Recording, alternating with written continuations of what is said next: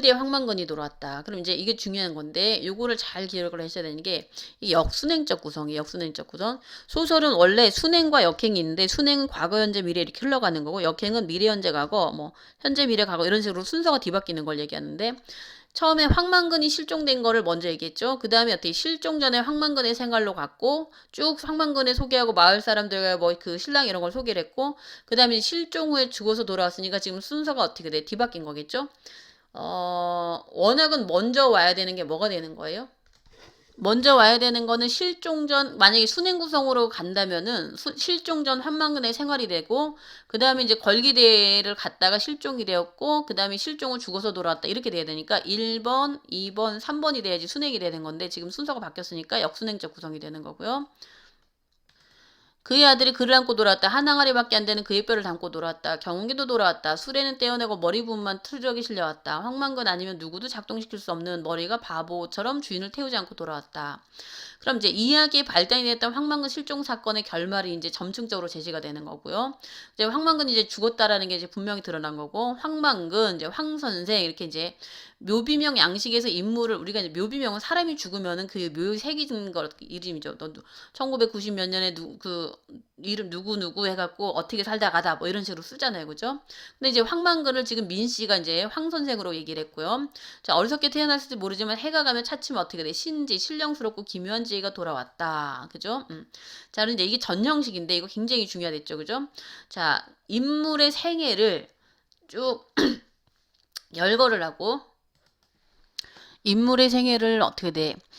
쭉 행적을 기록하고 그다음에 그걸 나중에 평가를 덮는 거거든요. 그러니까 이제 그 전형식인데 서술자가 전통적인 그 묘비명의 양식을 차용해 황만근의 일생을 총정리 평가했다 이렇게 되는 거고요. 그 다음에 이제 황만근이 존경받는 훌륭한 삶을 살았다고 얘기하는 거고, 그 다음에 이제 황만근의 생애를 기록한 부분과 등장인물 민 씨가 묘병을 쓴 부분이 뒷부분 나눌 수 있다라는 거죠. 뒷부분이 그렇게 나뉜다는 거고요. 자, 그런데 이제 신지가 돌아왔다 이렇게 얘기했고. 하늘이 착한 사람 따뜻이 덮어주고 땅이 은혜롭게 불이를 내어 알껍질을 까주었다. 그래 후년엔 그는 누구보다 지혜로웠다. 그죠?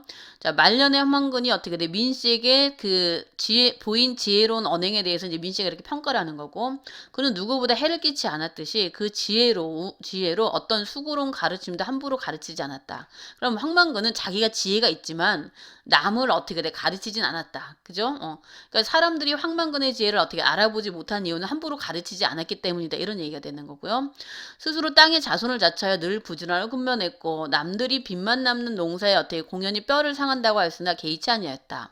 사람들이 어려움이 있으면 언제나 함께하였고 공에는 자신보다 남을 세워 뒷사람을 놀라게 했다. 하늘이 내린 효자로서 평생 어머니의 봉양을 극진히했고 아들에겐 따뜻하고 이해심만 아버지였고 훈육할 땐 알아듣기 쉽고 알기 쉽게 해서 간복시켰다. 그럼 황만근의 결국 이타적이고 성실한 삶을 요약한 거죠. 그죠? 자, 황만근 선생이 천성이 술을 좋아했는데 사람들이 선생이 가난한 것은 술 때문이라 했고 어느 농사꾼보다 부지런했고 농사일에 익어 있었다. 문중 땅과 나이가 들어 농사가 힘에 부친 사람의 땅을 빌려 농사를 지었고 농사를 짓 때 땅에서 억지로 빼지 않고 자, 농약이나 비료 이런 걸 써서 어떻게 돼? 무리하게 그 생산량을 늘리지 않았다는 얘기예요. 자, 남으면 술을 빚어 가벼운 기운은 하늘에 바치고 무거운 기운은 땅에 돌려주었다. 그러므로 선생은 술로서 망한 게 아니라 술의 물감으로 인생을 그려나간 것이다. 술을 긍정적으로 해석하는 거죠. 그죠? 선생이 마시는 막걸리는 밥이면서 사직에 대한 신에 바치는 헌주였다. 그러니까 그 종묘사직하면 옛사람들한테 제사를 지내면서 아니면 그 조상들한테 어떤 공을 드리는 거 그걸 얘기하는 거거든요. 그래서 이제 헌주 바치는 술이었다. 힘의 근원이고 낙천의 뼈였다 이렇게 되는 거죠. 이제 황만근이 마신 술을 긍정적으로 재해석하는 거고요. 자, 이제 지금부터 그 사건의 전말이 나오는데 전일 선생은 경운기를 끌고 면소재를 갔지만 경기를 타고 온 사람이 없어 같이 갈 만한 사람을 만나지 못했다. 왜 다들 뭐 타고 갔어? 트럭이나 자가용 그죠? 선생은 다시 경기를 끌고 백리길을 달려 먼 거리죠. 약속 장소까지 근처에 갔다. 가는 동안 여러 번 차에 부딪힐 뻔했고 아까 얘기했죠. 그죠? 앞부분에 나와 있죠. 자, 마른 봄바람이 섞인 먼지가 눈을 괴롭혔다. 날은 흐리고 추웠다. 이윽고 비가 내리기 시작했다. 그럼 악조건이죠. 악조건 속에서 황만건이 무리하게 갔다라는 거죠. 자, 경운기에는 비를 피할 만한 덕배가 없어서 선생은 뼛속까지 추위에 몸을 떨었고 군청까지 갔을 땐 이미 대회는 끝나고 아무도 없었다. 이제 겨우겨우 궂은 날씨를 버티면서 갔는데 다 끝나 있었죠, 이미. 그죠? 어머니의 가져들 생선을 사고 몸을 녹인 선생은 날이 어두운 줄도 모르고 경운기에 올라 집으로 향했다. 경운기는 빠르게 달리는 차량이 주위를 끌만한 표지가 없어서 선생은 몇 번을 사고를 당할 뻔했고, 그때 멈췄다가 다시 출발하는 바람에 시간 늦어졌고, 어두워지면서 경운기는 길 옆에 논으로 떨어졌고 수레는 부서졌다. 그럼 결국 경운기 사고가 난 거네, 그죠? 그럼 황만근이 경운을 몰고 농민걸기대에 갔다가 돌아오는 길에 결국 사고로 죽었다. 그럼 경위를 서술하게 되는 거고요. 결국 선생은 그 밤 안으로 집에 돌아올 수 없다는 걸 알았고 경운기 실려있는 땅의 젖에 어떻게 돼? 막걸리죠. 그죠? 취하여 경운기 옆에 앉아 경운기를 지켰고 그러나 경운기는 선생을 지켜주지 않았다. 추위와 졸음부터 어떻게 돼? 결국 그 추위 속에서 술을 마시고 잠들었다가 죽었다는 얘기겠죠. 동사가 얼어 죽는 거니까 좀 슬프죠. 그죠? 어이없고 자, 2장이 지금 이기적으로 그렇게만 보내지 않았어도 이런 일은 없었을 텐데 그러니까 잘 아셔야 되는 게 여기서는 황만근이 굉장히 남을 위해서 어떻게 돼 헌신하고 희생적인 인물에 불구하고 특히 2장으로 대표되는 그 이기적인 사람들 때문에 결국 이런 일들이 벌어진 거거든요. 그러니까 작가는 누구를 비판하는 거야? 황만근 편이고 누구를 마을 사람들의 이기적인 행태를 지금 비판하는 거란 말이야. 그거 니네 때문에 황만근이 죽었어 이렇게 되는 거잖아요. 그죠? 그러니까 그 부분을 잘 아셔야 돼요. 선생이 좀 더 살았더라면 난세의 흑염의 그늘의 덕을 어떻게 돼 널리 베푸는 큰 나무가 되었을 것이다. 자, 나무는 보통 사람들한테 뭐를 줘요? 그늘을 베풀잖아요. 그죠? 그러니까 자, 뜨거운 더위를 식혀주는 시원한 나무 그늘이 마치 어떻게 황만근의 덕과 같다 이런 의미가 되는 거고요. 이제 겸손한 그 글쓴이는 겸손하고 욕심이 없으며 자신보다 나를 먼저 생각하는 삶을 살았던 황만근이야말로 우리한테 필요한 존재다 이런 얘기를 하고 싶은 거겠죠. 그죠? 자, 선생이 좀 더 살았으면은 그죠? 어려운 시절에 나무 그늘 덕이 되는 거니까 그 이런 의미가 된다라는 거죠. 그죠? 이제 정리하면은 자, 우리가 황만근의 실종과 의미 근데 마을 사람들이 황만근의 부재를 실감하고 민씨도 그걸 실감하면서 이렇게 평가하는 거죠.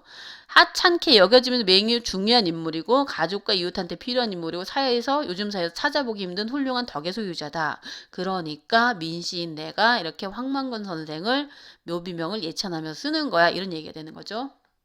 자, 그 어느 군도 알아주지 아니하고 감탄하지 않는 삶이었지만 선생은 깊고 극한 경제를 이뤘고 남의 비웃음을 받으며 살면서도 비루 이것도 단어도 중요해요. 행동이 너절하거나 더럽다 이런 그죠? 아니하고 홀로 어떻게 할 바를 이루어 자 초지 처음에 드문 뜻을 어떻게 돼? 초지일관이라고 들었죠. 그러니까 초지일관 어떻게 처음이랑 끝이 어떻게 늘 동일한 거죠. 그러니까 처음에 품은 뜻을 어떻게 돼? 일관하니 이었지 하늘이 낸 사람이 아니라 할 수 있겠는가? 이었지 하늘이 내고 땅이 일으켜 세운 사람이 아니랴라고 한 거 맞지?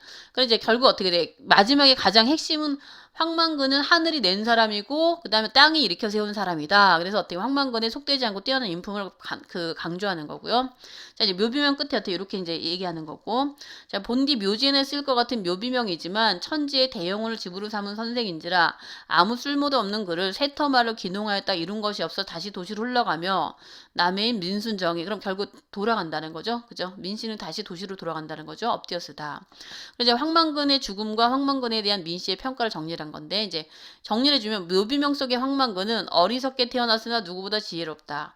누구에도 해를 끼치지 않고 함부로 가르치지 않은 사람이다. 그 다음에 부지런하고 근면하고 어려움을 나눌 줄 아는 사람이다. 효자고 아들에게 따뜻한 어떻게 돼 예심한 아버지다. 이걸 다 종합했을 때 하늘이 되고 땅이 일으켜 세운 사람이다. 이렇게 된다는 거죠. 자, 이제 내용 정리를 한번 해볼게요. 아까 전체적으로 인물, 그죠? 인물 중심으로 봐주려 했죠. 황만근의 어떤 부분, 마을 사람들 어떤 부분이 어떻게 돼? 중요하고, 그 다음에 이제 그 당시 시대적 현실을 다 정리를 했고요. 그럼 이제 정리해 볼게요. 여기서 이렇게 빨갛게 되어 있는 건 좀 보고 갔으면 좋겠다라는 거죠. 이제 내용인데, 내용일치로 날만한 것들, 이제 발단 부분의 내용일치로 날만한 거는 2장은 이기적이 비인간적이다. 그죠? 그 다음에 이제 민씨라는 인물에 대해서 파악해야 되고, 황만근의 성격, 이것 아셔야 돼요. 제일 중요한 건 황만근의 성격과 마을 사람들의 이기적인 성격, 그 비교하는 거 시험에 날 거예요. 황만근은 분뇨도 공정하게 배분하고 약자도 배려하고 굳은 일을 다했고, 그 다음에 이제 반대로 황영석은 그렇지 않았다. 근데 시대적 상황 아시면 되고, 그 다음에 이제 전개 2는 안 중요하고, 전개 2에서 이제 이타적인 삶인데, 황만근이 어떻게 남을 배려하고 이타적으로 살았는지 그런 성품 이런 것들 다 정리를 해주셔야 되고요. 그다음에 이제 경운기, 그다음에 이제 부자가 아들과 나누는 대화의 특징, 그다음에 이제 술, 자 이런 것들을 그냥 알고 가시면 될 것 같고요. 자 이제 위기에서 황만근이 걸기대에 참여를 누가 이장이 강건을 했고, 그 다음에 이제 그 당시 시대 상황 정리해 주셔야 된댔죠. 농가 부채 심각하다. 뭐, 그래서 이제 마을 정책 비판하는 건데, 지금 특히 황망근 농사꾼은 빚을 지면 안 된다의 의미 정리를 해 주셔야 되고, 그 다음에 농업 정책 비판하는 거, 그 다음에 상부상조가 사라진 세태, 그 다음에 이제 이런 것들 다, 그죠? 정리를 해 주시면 되는 거고요. 근데 결국에는 이런 거예요. 농촌이 먹고 살기 힘들어졌고, 수입 농산물 개방을 앞두고 정부가 지금 그 농촌을 살린다고 뭐 시설에 이런 걸 투자를 했는데 결국 그게 잘못됐다라는 것들이 황만근의 얘기나 이 소설 전체에서 드러나고 있다라는 걸 알고 가시면 되는 거고요. 그러니까 그게 이제 여기 부채로 얼룩진 농촌 현실을 작가는 비판하고 싶은 거고, 또 하나 황만근이 마을 사람들, 이장이나 이런 마을 사람들 죽으니까 각박한 인심에 대해서 비판하고 싶은 거고, 반대로 황만근은 덕 있고 어떻게 돼, 남을 위해서 사는 거니까. 요즘에 이런 사람들 없잖아요, 그죠? 그러니까 어떻게 돼, 그 전 양식을 빌어서 이렇게 예찬하는 거. 그러니까 주제가, 내용과 주제는 연결이 돼 있다라는 걸 반드시 알고 가셔야 돼요. 자, 요런 내용들이 있기 때문에 작가는 이거를 칭찬하는 거고, 이런 두 가지는 비판하는 거다. 이렇게 알고 가시면 되는 거겠죠. 그죠? 자, 그럼 이제 그 표현, 그죠? 구조 부분도.